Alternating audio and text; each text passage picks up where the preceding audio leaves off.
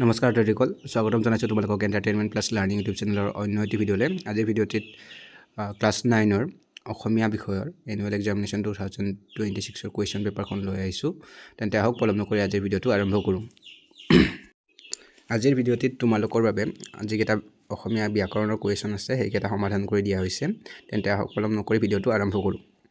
প্ৰথমে 1 নম্বৰত তোমালোকৰ চমু উত্তৰ লিখিব দিছে। যিকোনো 5টা কুৱেশ্যনৰ উত্তৰ লিখিব দিছে।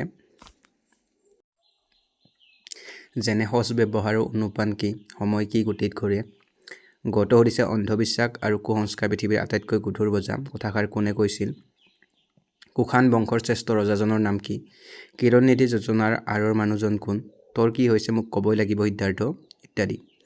তাৰপিছত 2 নম্বৰত তোমালোকৰ 2 মাৰ্কৰ যিকোনো 3টা কুৱেশ্যনৰ এনচাৰ কৰিব দিছে।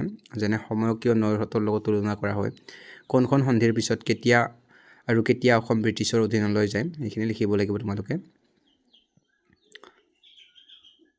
নেক্সট তোমালোকৰ কাৰণে এতিয়া আমি চাওঁ গ্ৰামাৰৰ কুৱেশ্যন কেইটা। টাইম ৱেষ্ট ইমান বেছি নকৰোঁ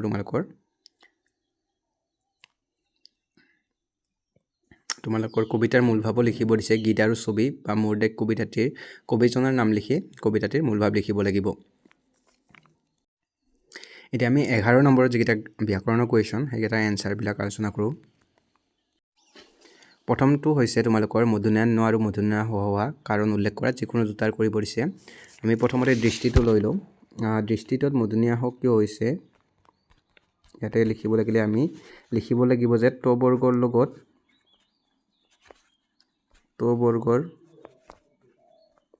বৰ্ণৰ লগত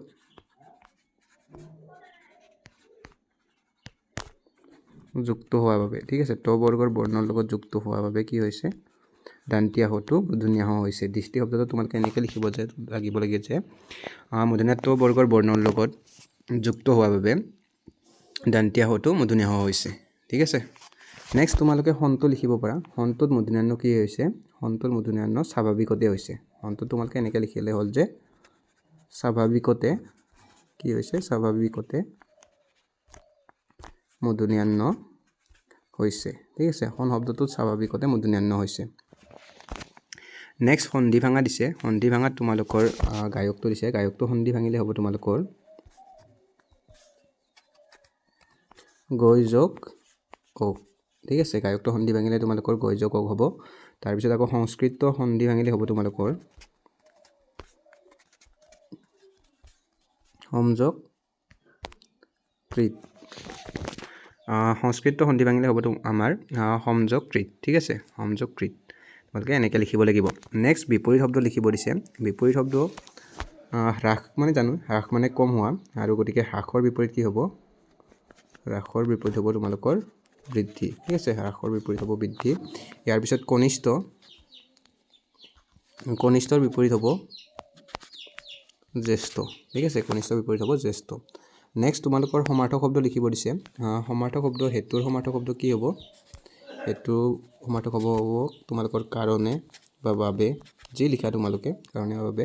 আকৌ বৃহদৰ সমাৰ্থক শব্দ হ'ব তোমালোকৰ ডাঙৰ, ঠিক আছে, বৃহদৰ সমাৰ্থক হ'ব ডাঙৰ বা বিশাল, ঠিক আছে। বাক্য ৰচনা কৰিব দিছে। জানাই তোমালোকে বুকুৰ কুটুম মানে হৈছে অতি আপোন, আৰু চকু চুৰহা মানে হৈছে আনৰ ভাল দেখিব নোৱাৰা। বাকী তোমালোকক দ্বন্দ্ব সমাস কাক বোলে সেইটো লিখিব দিছে আৰু উদাহৰণ দিব দিছে। তোমালোকক ভাৱ বহলাই লিখিব দিছে যে কথাত বতা পায় আৰু কথাত কটা যায়, অথবা অধিক মাছত বগলী কণা। 13 নম্বৰ কুৱেশ্যনটোত তোমালোকৰ যিকোনো এখন ৰচনা লিখিব দিছে। অসমৰ বানপানী আৰু ইয়াৰ প্ৰতিৰোধ, তোমাৰ প্ৰিয় গ্ৰন্থ, বা দৈনন্দিন জীৱনত বিজ্ঞানৰ প্ৰভাৱ। ইয়াৰে তোমালোকে যিকোনো এখন ৰচনা লিখিব পাৰা। নেক্সট 16 নম্বৰ খ অংশৰ কুৱেশ্যন এইকেইটা। ইয়াতে প্ৰথমতে তোমালোকৰ 16 নম্বৰত 5টা চমু উত্তৰৰ কুৱেশ্যন দিছে। যেনে মাধৱ কন্দলীক শংকৰদেৱে কি কবি বুলি অভিহিত কৰিছিলে, অপ্ৰমাদী কবি বুলি অভিহিত কৰিছিলে, হয়নে, অপ্ৰমাদী কবি বুলি উল্লেখ কৰিছিলে, অপ্ৰমাদী কবি বুলি। ভাঙনি কোঁৱৰ বুলি কাক কোৱা হয়, ভাঙনি কোঁৱৰ বুলি আনন্দ চন্দ্ৰ আগৰৱালাক কোৱা হয়। লৱণেশ্বৰ কৃষ্ণই কপিৰ মুখত কি সানি দিছিলে, এইটোতো একেবাৰে সহজ কুৱেশ্যন। চুমুৰা কাক বোলে, হেমকোষ কি। ইয়াৰ পিছত তোমালোকৰ 20 মাৰ্কৰ 20 নম্বৰ প্ৰশ্নসমূহৰ উত্তৰ লিখিব লাগে। প্ৰথমটো হৈছে বৰ্ডৰ, আধুনিক অসমীয়া শব্দলৈ ৰূপান্তৰ কৰা। পুৰণি শব্দ এইকেইটাক আমি কি কৰিব লাগিব, আধুনিক অসমীয়া শব্দলৈ ৰূপান্তৰ কৰিব লাগিব, পৰিৱৰ্তন কৰিব লাগিব।